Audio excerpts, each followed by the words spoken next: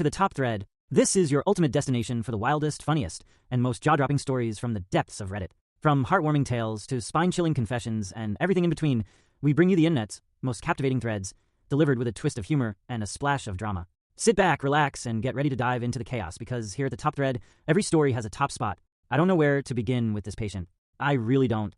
I guess I'll just start at the beginning. In 2016, a serial killer began to operate in Aleppo. The sheer scale of destruction and chaos affecting the region provided cover for his actions, as did his victim profile. This individual only targeted soldiers. The murder showed no preference as to the allegiance of his victims. The fighters belonged to myriad forces, including the Syrian government, various rebel factions, ISIL, Russia, and the United States, among others. In fact, the only reason investigative bodies were able to connect these murders in the first place was because of the killer's bizarre modus operandi. He tore each victim's throat out with his own teeth, then removed their hearts immediately post-mortem. The few witnesses that investigators managed to locate all claimed that prior to each murder, they heard the deafening laughter of a hyena. The perpetrator's base of operations was discovered when a woman who had previously considered herself sympathetic to his cause reported him after he killed her brother, a soldier who fought with the Syrian Liberation Front. She notified a U.S. soldier with whom her brother had been close. Shortly thereafter, soldiers ambushed the abandoned structure in which the suspect was reported to live. Upon entry, they discovered a scene of almost unimaginable horror.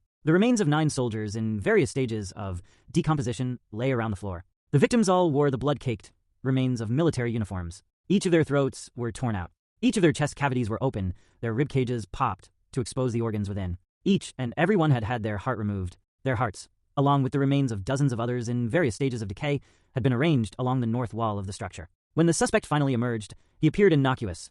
A middle-aged man who was thin to the point of emaciation, with multiple injuries and a ghastly wound in his chest. The soldiers opened fire. According to the survivors, the frail man transformed into a monster. The bullets did not even faze this creature, let alone kill it. Through sheer luck and accident, the soldiers managed to lure the creature into an armored vehicle without touching him. Once trapped, the creature shrank back down into the shape of a frail man. With great difficulty and several casualties, the man was eventually detained, at which point he introduced himself as Isam B and threatened to kill any soldier who dared to touch him. The intricacies involved with the detainment and incarceration of Isam B are myriad and highly complicated. In brief, it was determined that his targeted assassinations of soldiers constituted war crimes, rendering him a war criminal. He expressed no remorse and in fact insisted that he would continue to attack and murder soldiers regardless of their affiliation until the end of his life. It was thereafter agreed that Isam could not be incarcerated at a military prison. It also became clear that Isam was exceptionally dangerous in ways that standard incarceration facilities are distinctly unequipped to handle. As a result, the U.S. military made the decision to appeal to the Agency of Helping Hands for assistance.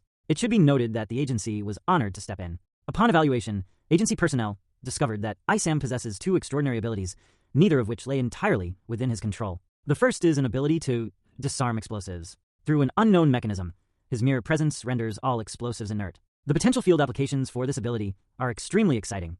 For this reason, both the Agency of Helping Hands and the U.S. military hope that Isam can be successfully rehabilitated. Isam's second ability is a truly astonishing defense mechanism. In essence, Isam is untouchable. This is because any injury, attempt at inflicting an injury, or even offensive or defensive touch, triggers a stunning transformation.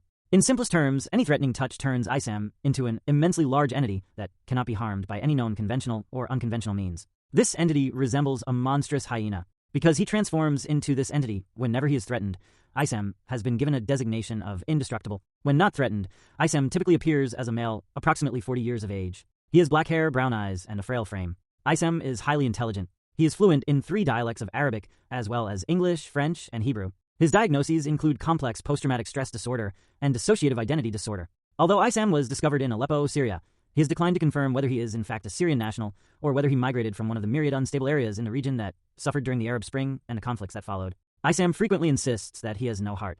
It must be noted that he is not engaging in hyperbole or allegory. Even though Isam is powerful and even though he is very much alive, he literally has no heart. His heart has been removed just as he removed the hearts of his victims. Whether he removed his own heart or whether such damage was inflicted at or after his time of death is not known. Isam has a large wound in his chest that has thus far proven resistant to all forms of treatment, including sutures, organ transplant, and more. Isam's containment protocols are simple yet exceedingly strict. No personnel are to touch him for any reason. Any touch triggers his transformation. Once transformed, he is exceptionally difficult to control and contain. In the past, his transformations have resulted in 2 staff casualties. The interviewer would like to note her strong objection to the patient's current title due to its derogatory nature and has requested an immediate change. It must be noted that in the early hours of January 16, 2025, the inmate's containment protocols were ignored. As a result, ISAM broke containment. The agency's specialized interviewer, that is to say me, interviewed him approximately 8 hours prior to his containment breach. After his escape, I was assigned to help track him and bring him back into containment. I'll be honest, I wasn't sure whether to write about his recapture before the interview or after. After dithering for a while, I decided to arrange his record chronologically. His interview happened on January 15th. His escape and subsequent recontainment happened in the early hours of January 16th. As a result, I've gone ahead and presented his interview first, followed by my direct and terrifying experience in facilitating his recapture. The instant before a bomb detonates, there is a sense of perfect, profound silence. To me, this silence always feels like the opposite of an explosion, as though a miracle has caused the bomb to swallow sound in chaos instead of creating it. If you do not know better, and sometimes even if you do, you will feel relief when you hear that silence. I always felt relief. For a fraction of a second, that perfect silence always makes me believe that the bomb won't detonate, that everyone around me on my street and in my home and in my heart will be safe this time, that the sheer force of my belief magically makes it so. Only then does the bomb explode. I will tell you now, there is no magic in my story. There is only war. Before war, I had my hyena. Before he died, my grandfather used to tell me stories of the hyena friend he made as a little boy, years before the packs were killed or driven away. Some of my favorite memories are of sitting at his knee, listening to him recount his friendship with his hyena. I like the idea of a hyena friend. Hyenas look frightening to me in ways that little boys like to be frightened. I wanted a frightening friend. Of course I couldn't have a real hyena, so I made myself a hyena friend. He lived in my head, and I knew that, but he also felt real. Every bit as real as my family's pets. Every bit as real as me. I saw my hyena in my mind's eye as clearly as I see you in front of me. Immense and very handsome, with thick fur and bright, knowing eyes. It was important that he knew me. I never felt known, not until I made my hyena. He came with me everywhere, to school, on errands, during playtime. Sometimes he played with me, but mostly he protected me from threats as dangerous and imaginary as him. I knew he wasn't real, but he didn't need to be. He was at my side, padding along the streets, alert and watching for dangers. That was all that mattered. One day, a man followed me home from school. I only noticed him because my hyena began to growl. I turned as my hyena slid in front of me, and I saw this man. He was smiling kindly, but something in that smile made me shudder. Then my hyena barreled into him. Even though he wasn't real, the force of his body knocked the man to the ground. I ran. My hyena followed. He loped joyfully beside me, tongue lolling in a smile, fur rippling in the wind. I knew my hyena wasn't real. I wanted him to be, but knew better. I really did. I grew up knowing better, because my brother Jamal didn't know the difference between what was real and what was not. He was schizophrenic. His disease was treated and well managed. He was a good boy who grew into a good man. He was never dangerous to anyone except himself, and only then when he was at his worst. But I had seen him at his worst because I had grown up with him. It was important that I saw him at his worst, and that I knew how to take care of him, because I would take charge of Jamal's care one day when I was grown. I was happy to do this. I loved Jamal so much. He was my heart. So you see, I knew what Jamal suffered when he was at his worst. I've seen the agony of a mind that cannot differentiate between reality and fantasy. I was terrified of that agony. So even when I saw him, even when his fur rippled in the wind and sun, even when his bright eyes found mine, even when he smiled, even when he loped beside me everywhere I went, even when he seemed like the realest thing in the world, I made sure I always knew my hyena was not real. And indeed, he became less real as I grew up and the world around me came into focus. I grew smarter, older, and much stronger. Many young men think they can take on the world, that they are so strong and so smart and so capable that nothing and no one has any hope against them. I was one of those young men, and when you feel like you can successfully overcome the world, you have no need for help, especially not from imaginary hyenas. And one day, there was no more hyena. There was no more hyena for a long time. Not until the war. I told you there is no magic here, and I am not sure there is even a story. No matter what anyone tells you, war is not a story. War is your world falling into chaos overnight. War is gathering all the young children in your house under a blanket fort while explosions shake your building and bombs whistle in the night, so you can tell them stories to distract them, stories that make them feel safe, even though that is a lie. There is no way you can keep them safe. Even the hyena watching from the corner cannot keep any of us safe. War is my oldest brother dying. He was working, not fighting, not even protesting. Fighters pulled him out into the street and shot him.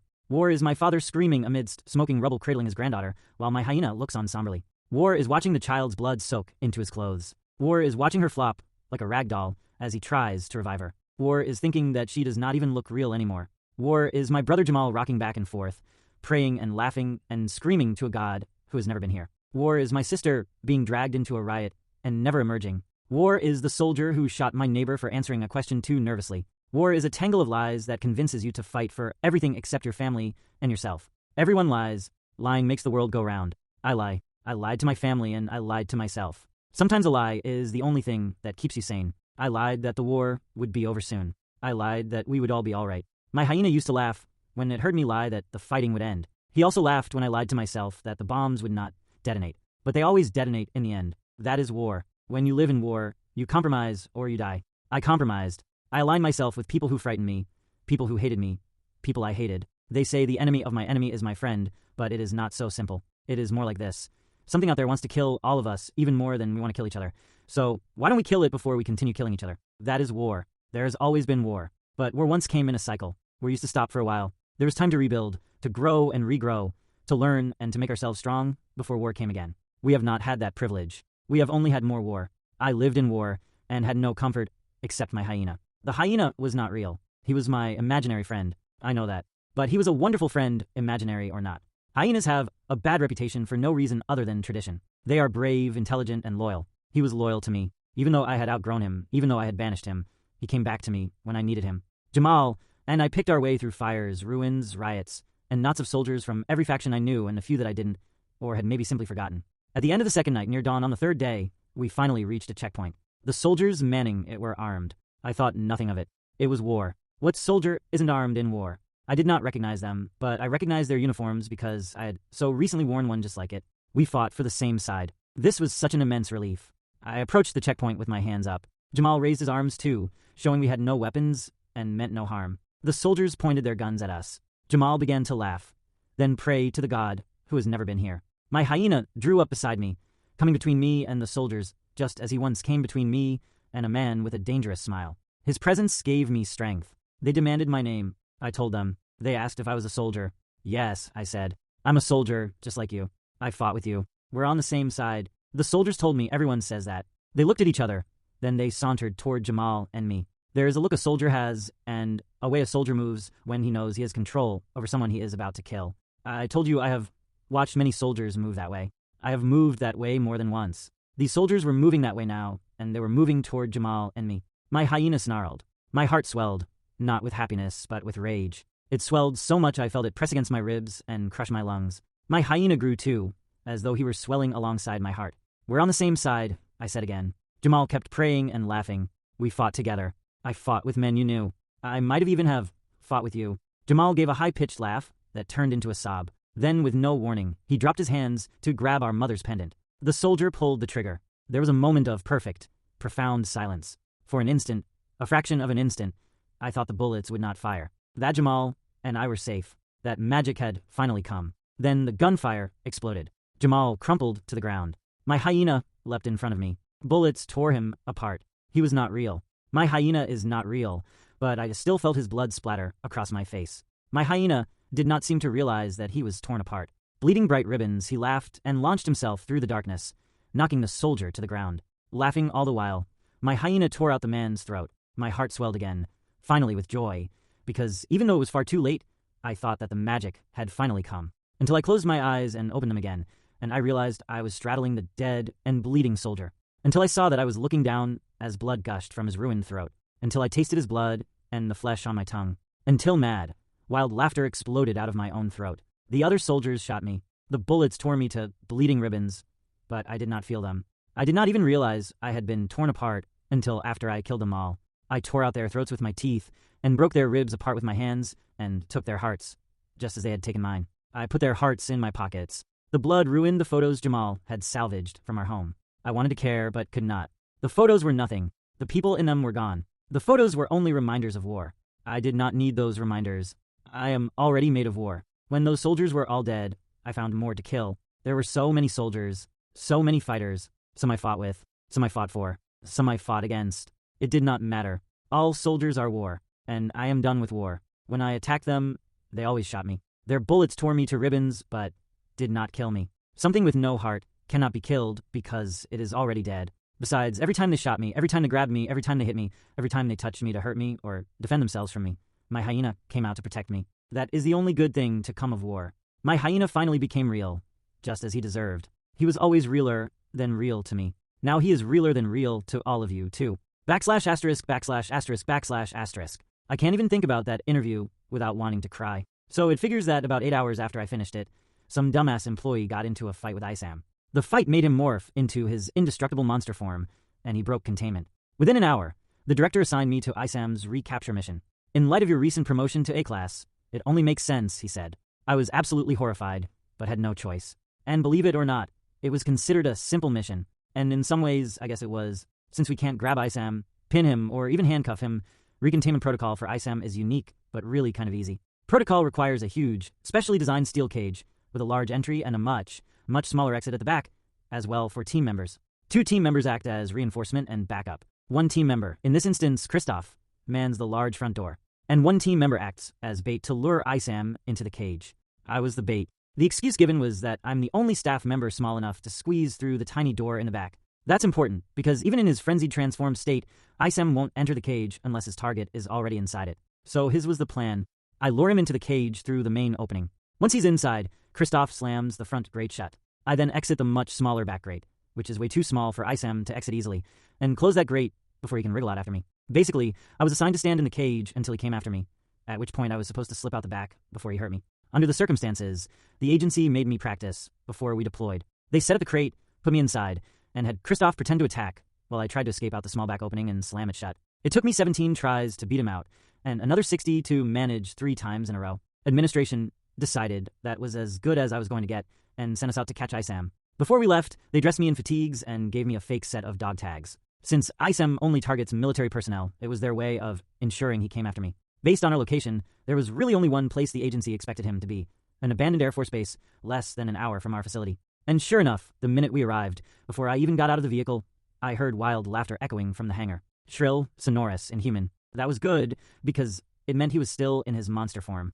Even though Isam more dangerous that way, he's much easier to manipulate. And in his monster form, he's way too big to escape through the crate's small door. We unloaded the crate and carried it into the hangar. The moment we opened the door, heavy footsteps echoed on the far end. Deep in the shadows, I caught the dim reflection of eyes. We worked quickly, setting up the crate near the doorway. I climbed inside immediately, hoping that the sight of me would be enough to lure him. It didn't work. Isam prowled along the far wall, eyes shining. At the commander's instruction, I got out of the crate and repositioned myself about 10 yards away. Laughter filled the hangar as Isam's massive shadow shifted far ahead. I saw his eyes, shining like dim, dirty mirrors. Beneath those eyes glinted a rictus of teeth. His laughter came again, louder and deeper than ever. Gooseflesh erupted along every inch of my body. His massive form dipped low. I backed away. He pounced. I turned and ran. He hit the ground so heavily, the building quaked. Another explosion of resonant laughter made my bones shudder as I tore my way across the hangar and up into the cage. He leapt after me with such force that the crate rocked and threatened to tip over, knocking us both off balance. He was so intent he didn't notice. He also didn't notice when Christoph slammed the main door shut. I don't even know how, I guess because he'd been knocked over and was a wild tangle of limbs, but I squirmed out the back and slammed the door just as he wrapped an enormously long hand around the frame, preventing it from closing. He started to push back. In a panic, I slammed the grate again and again to force him to let go, but he wouldn't, even after one of his fingers snapped. The bone broke up through his skin, but he didn't seem to notice. He kept pushing back, laughing. Christoph hurled himself against the door, smashing it shut and crushing Isam's hand. He roared with pain as tears stung my eyes, but within seconds, that howling turned to laughter. When we loaded him up for transport, the permanent wound in his chest has caught the light. It was enormous, hollow, and dark. It made me want to cry. It must have shown in my face because Christoph said, "Welcome to A-Class. Now get in the truck." I won't lie. I'm still fucked up. I'm probably going to stay that way for a while.